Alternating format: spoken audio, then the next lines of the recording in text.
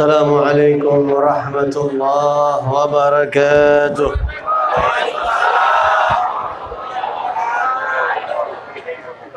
الحمد لله الذي هدانا لهذا وما كنا لنهتدي لولا أن هدانا الله، وأشهد أن لا إله إلا الله وحده لا شريك له، وأشهد أن سيدنا محمدا عبده ورسوله لا نبي بعده.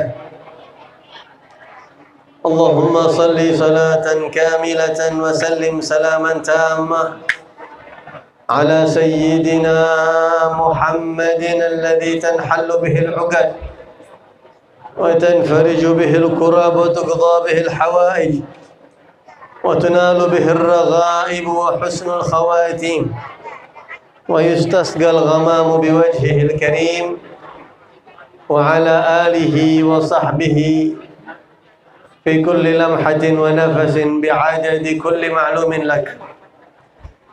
أما بعد، فقال عز من قائل في محكم تنزيله وهو أصدق القائلين: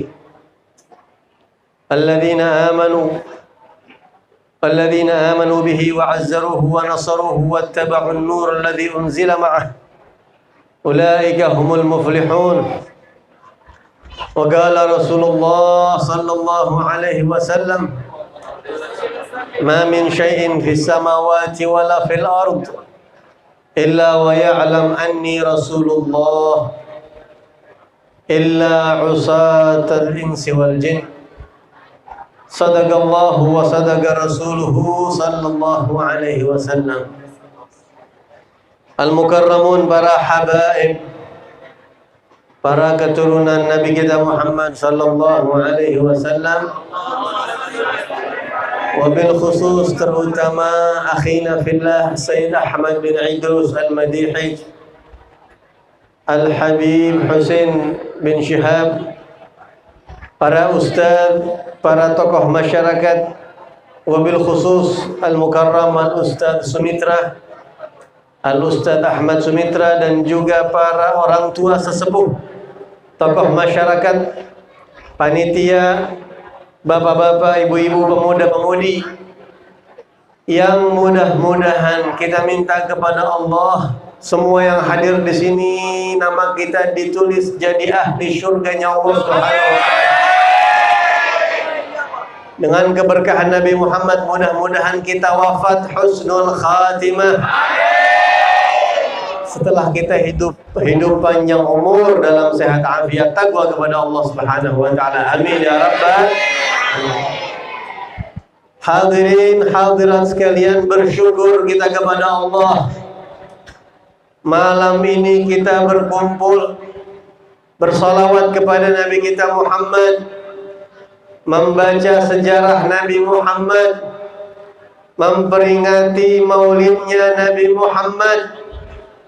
Sudah sepantasnya kita umat Nabi Muhammad untuk banyak berusaha mendekatkan diri kita kepada Nabi Muhammad, untuk berusaha lebih kenal kepada Nabi kita Muhammad sallallahu alaihi wasallam. Apalagi beliau begitu sayang kepada kita, Nabi Muhammad begitu cinta kepada kita.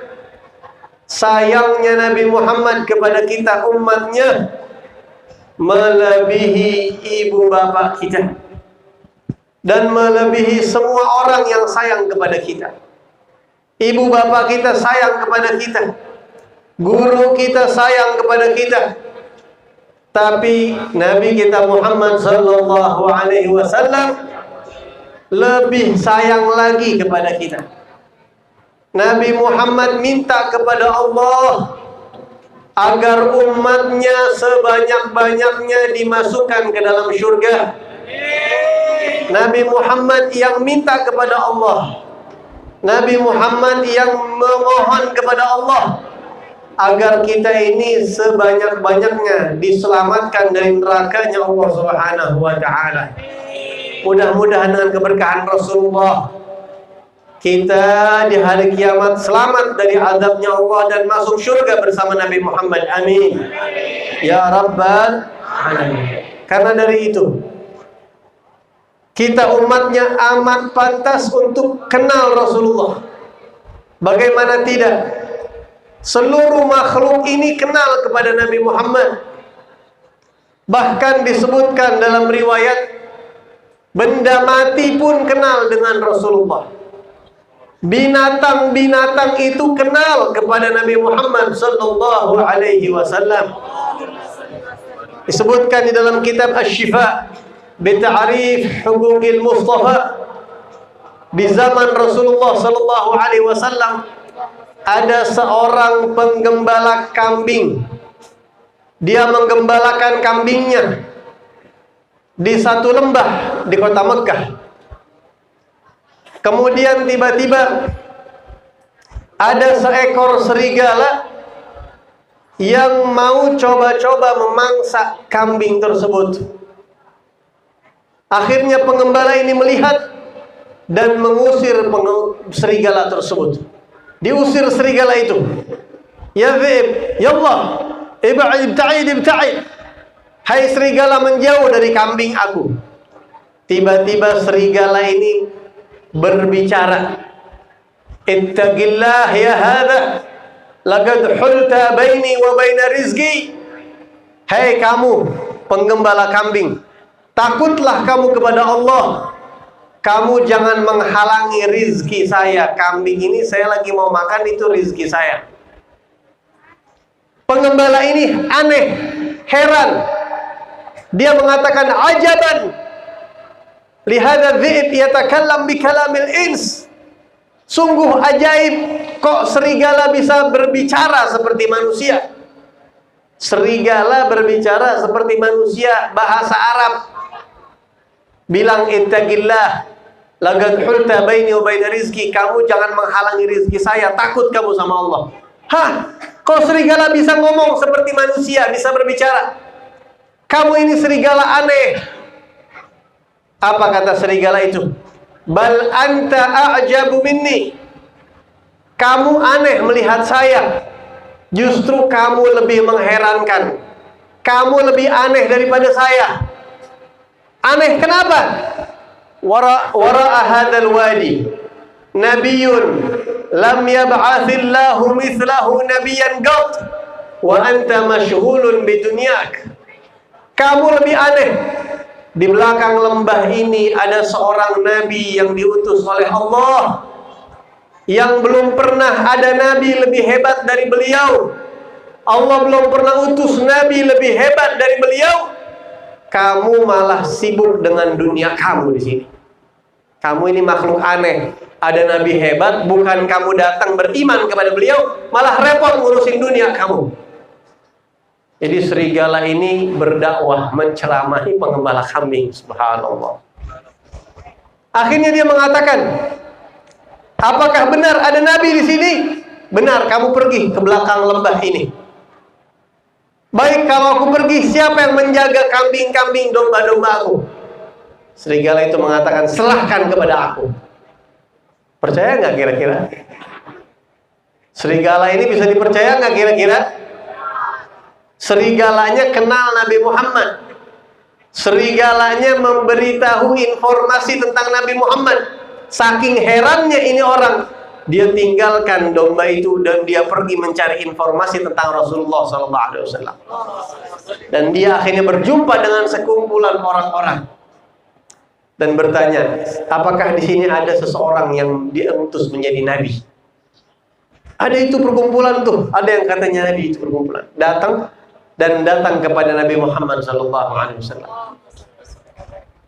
Ya Rasulullah, wahai utusan Allah, apakah engkau utusan Allah? Betul. Apakah engkau membawa risalah dan misi? Betul. Jelaskan kepada aku adalah utusan Allah. Dibacakan ayat Al-Quran, dijelaskan tentang Islam, dan dia mengatakan, umdud yadak fa ana ashhadu an la ilaha illallah wa annaka rasulullah.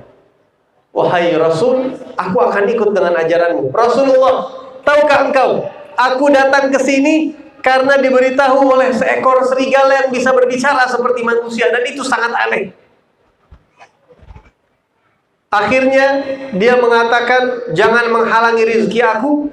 Ada seorang nabi di balik ini, kamu lebih aneh katanya. Dan saya datang, ternyata ada engkau ya Rasulullah.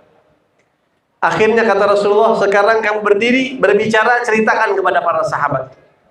Akhirnya orang ini cerita kepada para sahabat, wahai para sahabat Nabi, saya ini datang ke sini karena ada informasi dari seekor serigala yang bisa berbicara, memberitahu tentang Nabi kita Muhammad SAW.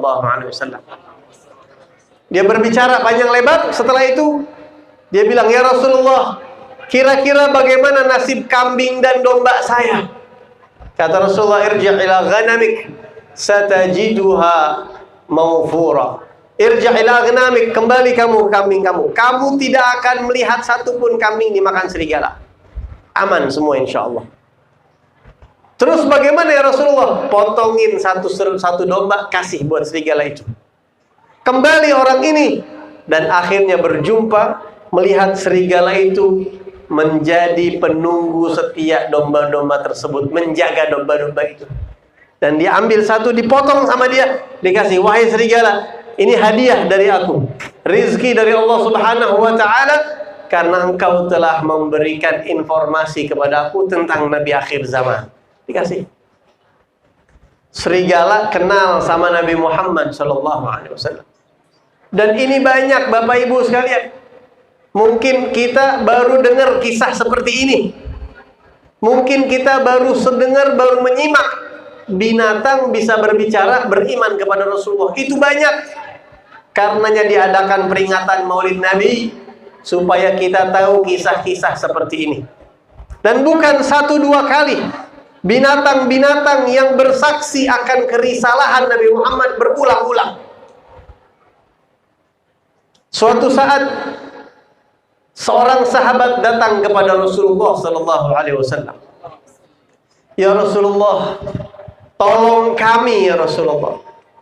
Ada apa kata Rasulullah?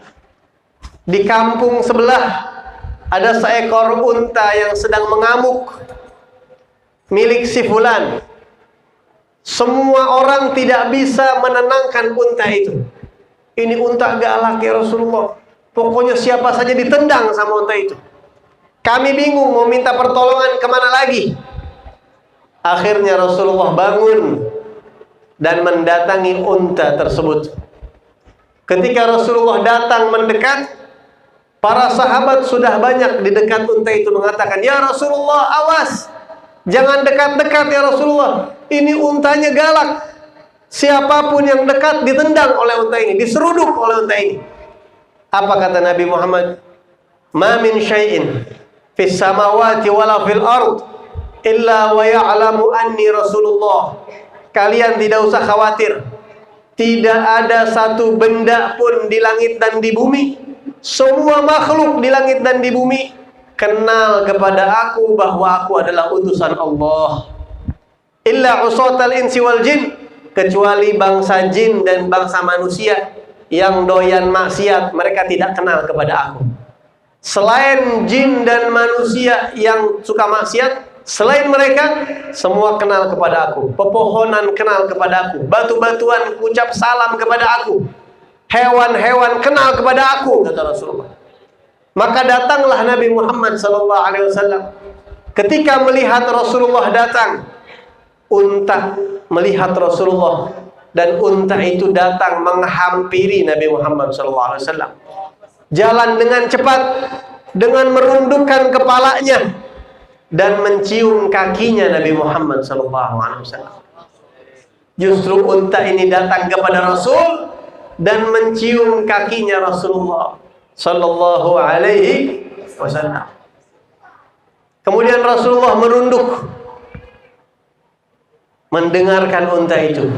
Seolah-olah Nabi Muhammad berbicara dengan unta tersebut. Unta itu berbicara kepada Nabi Muhammad dengan bahasanya, sampai meneteskan air mata, berlinang unta itu air mata. Dan itu bisa, binatang itu bisa meneteskan air mata. Akhirnya Rasulullah berdiri dan berkata, man sahibu hadal ibil? Siapa pemilik unta ini? Ada satu orang angkat tangan, saya ya Rasulullah. Unta ini mengadu kepada aku. bahwa dia sudah dipakai untuk mengangkat beban yang berat, perjalanan jauh, tidak diberi makan, kemudian dia mau disembelih. Apakah benar begitu? Benar ya Rasulullah. Kenapa kamu berbuat begitu kepada binatang? Ittaqillah, takutlah kepada Allah. Ini makhluk Allah yang harus kau sayangi. Jangan seperti itu kepada binatang. Dinasehati oleh Nabi Muhammad SAW. Maka akhirnya orang ini minta maaf dan tidak jadi menyembelih unta tersebut. Dipelihara dengan baik, disayang dengan baik. Subhanallah.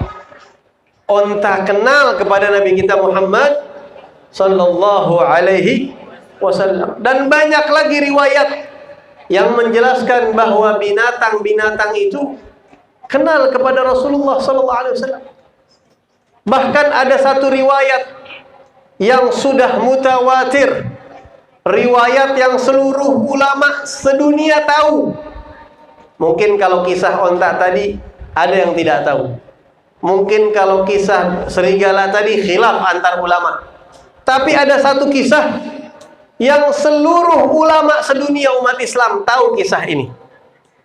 Apa kisahnya? Rasulullah itu dulu di Masjid Nabawi, apabila Nabi berkhutbah, berbicara, Nabi itu bersandar di atas atau bersandar kepada sepotong kayu daripada kayu kurma.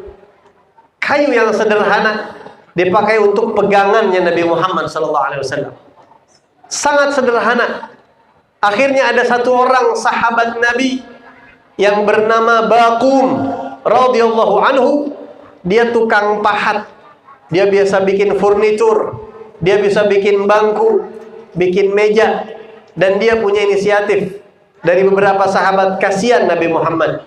Mungkin kalau dibuatkan mimbar yang bagus, lebih nyaman beliau khutbah. Maka beliau pun bentuk dari berbagai macam jenis kayu yang bagus, yang indah, diukir mimbar untuk Nabi Muhammad SAW, yang ada tangganya. Kemudian Rasulullah bisa duduk di situ. Setelah jadi mimbar ini, mimbar yang lama yang hanya sepotong kayu itu dipindahkan oleh para sahabat beramai-ramai ke belakang masjid. Akhirnya Rasulullah pakai mimbar yang baru. Ketika Nabi hendak khutbah, disitulah terdengar suara tangisan, rintihan. Suara rintihan. Seperti apa suaranya? Sahabat meriwayatkan kasautil isyar, seperti suara onta yang sedang hamil yang mau melahirkan. Begitu suaranya. Ini seperti onta nangis. Sahabat semuanya heran melihat ini suara apa. Dan ini ratusan orang para sahabat, bukan satu dua orang, disaksikan oleh ratusan para sahabat Nabi Muhammad SAW. Mereka cari-cari ini suara tangisan dari mana. Akhirnya Rasulullah mengatakan, wahai para sahabatku, ketahuilah ini tangisan sepotong kayu kurma yang dulu saya pakai untuk sandaran saya berkhutbah, dan sekarang dia sudah tidak dipakai lagi di belakang masjid. Akhirnya Rasulullah SAW datang bersama para sahabat-sahabat menghampiri sepotong kayu itu. Apa yang dilakukan oleh Rasulullah? Rasulullah letakkan tangannya di kayu tersebut. Dipegang kayu itu dengan tangan beliau yang mulia, yang lembut, yang sejuk, yang dingin. Maka suara tangisan itu pun perlahan berhenti. Sedikit demi sedikit hilang suara itu. Apa kata Rasulullah? Laulam adha yadi alaih lam yazal hakada ila yaumil qiyamah kama qala. Kalau saja saya tidak letakkan tangan saya pada kayu ini, suara tangisan ini akan terus terdengar sampai hari kiamat, kata Rasulullah. Kemudian Rasulullah mengatakan kepada kayu tersebut, Rasulullah berbicara, wahai pelepah kurma, wahai kayu kurma, saya kasih kamu dua pilihan. Kenapa kayu ini menangis? Dia sedih, dia rindu karena ditinggal oleh Nabi Muhammad SAW. Biasanya dipegang oleh Rasulullah, bersentuhan dengan kulit Rasul, tapi karena dia sekarang sudah tidak dipakai lagi, dia sedih. Dia merindukan disentuh lagi oleh Nabi Muhammad SAW. Al-Imam Hasan Al-Basri ketika meriwayatkan hadis ini, beliau mengatakan, wahai umat Islam, kita lebih pantas untuk menangis, merintih rindu kepada Rasulullah daripada sepotong kayu kurma. Kita punya hati, kita ini umatnya, kita disayang oleh Rasulullah. Harusnya kita yang banyak menangis rindu kepada Nabi Muhammad SAW. Malu kita kepada kayu kurma. Kalau dia saja sebatang kayu bisa menangis merintih karena rindu kepada Rasul SAW. Akhirnya Rasulullah letakkan, didiamkan oleh Nabi, dan Nabi berkata, wahai kayu kurma, kamu pilih, kamu mau saya pindahkan ke tempat kamu, saya pakai khutbah lagi, tapi kamu lama-lama hancur kemakan oleh waktu, atau kamu terima saja, saya tidak pakai kamu lagi, nggak apa-apa, tapi nanti saya janji kamu akan tumbuh kembali di surga, berbuah, dan buah kamu akan dimakan oleh kekasih-kekasih Allah Subhanahu wa Ta'ala. Kamu pilih, mau saya kasih tempat semula, atau terima posisi kamu tapi nanti di surga kamu ada. Akhirnya Rasulullah dengarkan. Kata Rasulullah, ikhtara daral baga ala daril fana. Kayu ini memilih tempat yang kekal di surga daripada tempat yang di dunia tempatnya. Sehingga kayu itu menerima, dia tidak dipakai lagi untuk khutbahnya Rasulullah SAW. Kayu yang tidak punya mata, tidak punya telinga, tidak punya hati, tidak punya jantung dan darah, bisa merintih cinta kepada Rasulullah SAW. Kenal kepada Rasulullah SAW. Bahkan Rasulullah SAW apabila datang dari pergi-pergian, beliau datang ke kota Madinah, pasti melewati gunung Uhud. Ketika melewati gunung Uhud, Rasulullah mengatakan, Uhud jabalun yuhibbuna wa nuhibbuh. Gunung Uhud adalah gunung yang cinta kepada aku, kata Rasulullah. Gunung yang sekarang gunung itu ada di kota Madinah. Kita umroh, kita bisa melihat gunung itu. Dia tidak punya hati, tidak punya otak, tidak punya mata dan telinga, tapi dia punya rasa cinta kepada Nabi Muhammad SAW. Dan Nabi mengakui itu. Disebutkan di dalam kitab Sahihul Bukhari, yuhibbuna wa nuhibbuh. Dia cinta kepada aku, kata Rasulullah, dan aku pun cinta kepada dia. Karena dia cinta kepada Nabi Muhammad. Dalam riwayat yang lain dikatakan, Uhud jabalun min jibalil jannah. Gunung Uhud adalah salah satu gunung yang akan ada di surganya Allah Subhanahu wa Ta'ala. Jadi nanti bapak-bapak, ibu-ibu, kalau kita masuk surga, mudah-mudahan insya Allah amin, kita melihat ada gunung Uhud, jangan heran. Kenapa kok gunung Uhud bisa ada di surga? Karena itu gunung yang cinta kepada Nabi Muhammad SAW. Dari mana Habib buktinya gunung Uhud itu cinta? Ketika terjadi perang Uhud pada tahun ketiga Hijriyah, Nabi Muhammad tinggal di kota Madinah 2 tahun, memasuki tahun ketiga, terjadi perang besar namanya perang Uhud. Ketika umat Islam terpukul, maka gunung Uhud meruntuhkan sebagian batu-batunya, memberikan jalan masuk kepada Rasul sallallahu alaihi wasallam. Rasulullah bersama Sayyidina Abu Bakar, Sayyidina Umar, dan Sayyidina Utsman berempat bersama-sama naik ke gunung Uhud untuk berlindung, karena pada saat itu orang kafir menguasai peperangan. Ketika Nabi berada di atas gunung Uhud, tiba-tiba gunung itu gempa, hadirin, gempa gunung itu. Gunung itu goyang, tapi tanah sekitar gunung tidak goyang. Yang goyang hanya gunung saja. Ketika gunung itu goyang, sahabat hampir jatuh. Maka Rasulullah dengan tongkatnya mengetuk kepada gunung Uhud. Utsbut ya Uhud. Wahai Uhud, diam, jangan goyang. Fa innama 'alaika nabiyyun wa siddiqun wa syahidan. Karena di atas kamu ada seorang nabi, ada Siddiq, Sayyidina Abu Bakar, dan 2 orang yang akan mati syahid. Padahal masih lama tuh, tapi Nabi sudah kasih tahu 2 orang yang akan mati syahid, Sayyidina Umar dan Sayyidina Utsman. Keduanya mati syahid akhirnya. Kata ulama, kenapa kok Nabi Muhammad naik ke Gunung Uhud goyang? Kenapa?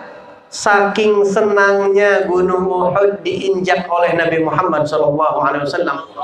Itulah yang dinanti-nanti oleh Gunung Uhud. Selama ini Gunung Uhud hanya melihat Rasulullah dari kejauhan. Tapi pada saat ini Rasulullah kakinya bersentuhan dengan saya. Maka saking senangnya itu gunung goyang-goyang. Bapak-bapak, ibu-ibu, kira-kira kalau senang bagaimana kira-kira? Diem apa bergerak? Misalnya bapak-bapak ntar malam ibunya ngomong, misal. Jangan baper ya. Papa boleh kawin lagi, silahkan. Misal. Kira-kira bapak-bapak gimana? Wah, pasti goyang-goyang. Teriak-teriak, lari-lari. Begitu kira-kira. Kira-kira itu contoh aja, contoh. Jangan dibikin baper, jangan dibawa masuk hati ya. Atau ada orang dikasih uang kaget. Pak, saya mau kasih hadiah buat bapak. Apa? Ini uang 20 juta. Kira-kira dia diam atau bergerak? Oh, makasih ya. Begitu nggak kira-kira? Nggak mungkin. Dia pasti bergerak, wah, lari-lari, teriak. Begitulah orang kalau kesenangan. Begitu juga Gunung Uhud ketika diinjak oleh Nabi Muhammad. Wah, dia senang. Wah, ada Rasulullah di atas saya. Seolah-olah dia ngomong seperti itu. Tapi dianya senang, kesian Rasulullahnya jatuh. Makanya Nabi bilang, Uhud, usbut. Hai Uhud, senang nggak apa-apa, tapi diem. Ini lagi keadaan perang, nanti saya jatuh, kata Rasulullah. Ini ada Nabi, di sini ada syahid, ada As-Siddiq, diem. Maka gunung itu pun diem. Dan setelah hari itu Rasulullah selalu mengatakan, Uhud jabalun yuhibbuna wa nuhibbuh. Gunung Uhud adalah gunung yang cinta kepada kami, dan kami pun cinta kepada dia. Sehingga Gunung Uhud ada di surga nanti. Pohon korma ada di surga nanti. Siapapun yang hatinya menyimpan cinta kepada Rasulullah, dia akan ada di surganya Allah Subhanahu wa ta'ala. Maka dari itu maulid ini diadakan supaya tertanam di hati kita cinta kepada Nabi Muhammad Sallallahu Alaihi Wasallam. Dengan maulid kita makin mendengar kisah-kisah tentang Nabi Muhammad. Kita makin kenal dengan Nabi Muhammad. Kalau sudah kenal nanti cinta kepada Nabi Muhammad. Kalau sudah cinta nanti rindu. Kalau rindu kepikiran. Kalau kepikiran bisa mimpi Rasulullah SAW. Dan insya Allah selamat nanti di akhirat. Amin ya Rabbal Alamin. Bapak Ibu hadirin sekalian yang dirahmati Allah Subhanahu wa ta'ala. Terakhir sebagai penutup terakhir, saya ingin membawakan sebuah kisah bagaimana rendah hatinya Nabi Muhammad, bagaimana keistimewaannya Nabi Muhammad SAW. Suatu saat ada seorang sahabat Nabi yang bernama Abdurrahman bin Sakhar al-Yamani, atau yang kita kenal dengan nama Abu Hurairah radhiyallahu anhu. Abu Hurairah ini tidak punya rumah di kota Madinah. Dia datang dari Yaman, datang ke Madinah untuk ketemu Nabi dan belajar kepada Nabi. Karena di Madinah tidak punya rumah, maka sehari-hari dia tinggal di emperan masjid. Dia tinggal di teras Masjid Nabawi bersama 60 orang yang lainnya. Disebutnya Ashabus Suffah, orang-orang yang tinggal di emperan. Mereka santrinya Rasulullah SAW. Sehari-hari di situ. Kalau ada makanan yang kasih dia makan. Kalau nggak ada, ya udah nggak makan. Satu hari Abu Hurairah ini sampai 1 hari lebih belum makan, sehingga dia merasakan lemah dan dia mau ikhtiar, ya Allah saya butuh makan. Saya mau keluar, mau cari orang, siapa tahu di luar ketemu orang sahabat Nabi dan mengajak makan, siapa tahu. Akhirnya ketemu dengan seorang sahabat yang dia coba-coba tanya hukum. Padahal bukan mau tahu hukum, beliau sudah tahu. Mau ngajak diskusi, cuma berharap siapa tahu. Udah makan belum? Siapa tahu begitu. Nanya, bagaimana engkau pernahkah dengar tentang ayat ini? Bagaimana keterangan tentang hadis ini, tentang ini, tentang ini? Dijawab sama sahabat tadi. Sudah selesai? Udah, nggak ditawarin makan. Saya jalan dulu ya. Dah, ya udah, assalamualaikum, salam. Ya Allah, nggak ditawarin makan saya. Datang lagi ketemu satu orang yang lain, sama. Sampai akhirnya berjumpalah dengan Rasulullah Sallallahu Alaihi Wasallam.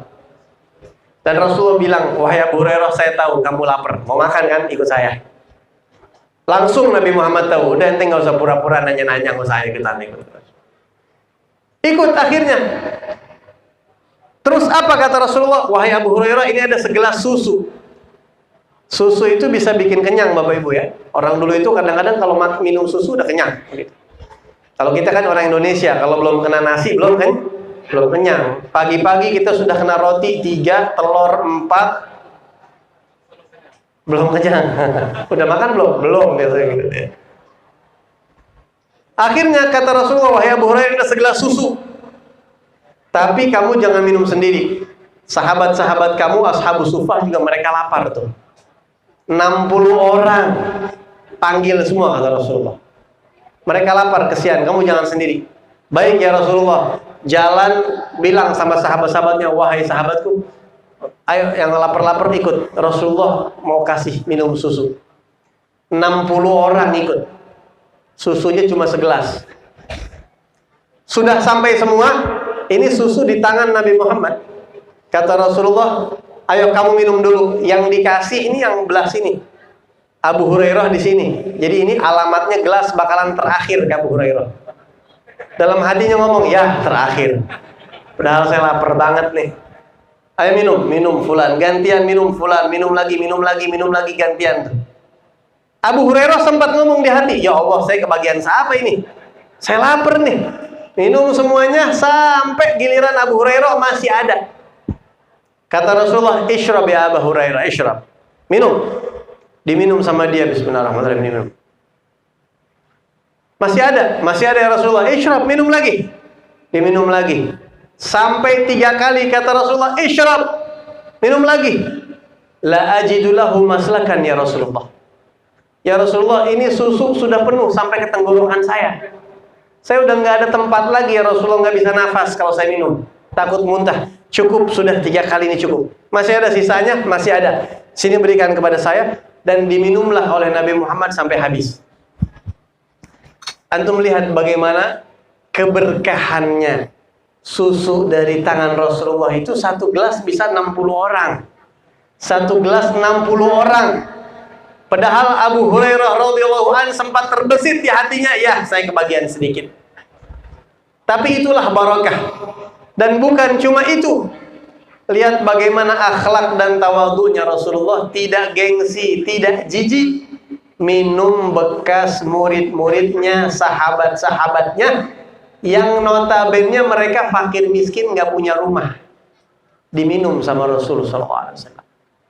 Dan banyak lagi hikmah dari kisah ini. Habib Zain mengatakan bin Sumit bahwa dari sini juga dalil bahwa kita kalau makan dikasih sama orang soleh boleh kenyang. Kalau kita makan di rumah orang soleh, makan yang banyak supaya kenyang, nggak apa-apa. Kenyang itu baik atau buruk?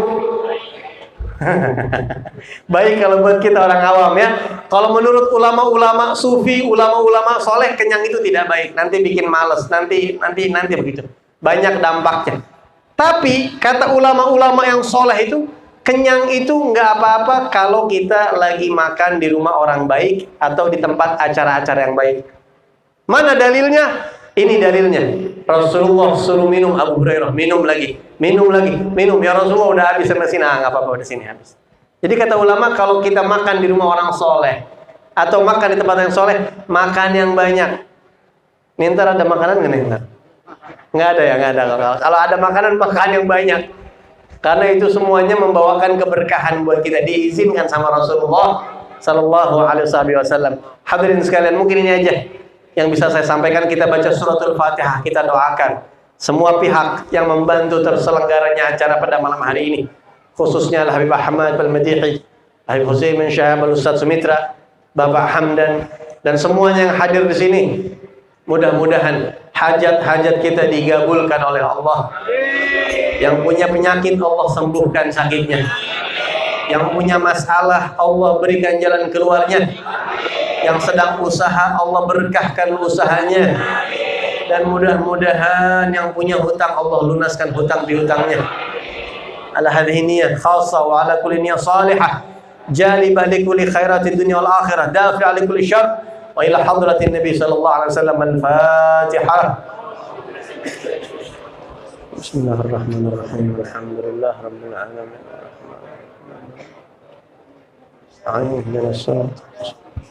Shiratal ladzina an'amta 'alaihim ghairil maghdubi 'alaihim. Ini saja yang bisa saya sampaikan. Ajak anak-anak kita untuk hadir acara seperti ini. Kenalkan Rasulullah kepada mereka. InsyaAllah selamat dunia dan akhirat. Wassalamualaikum warahmatullahi wabarakatuh.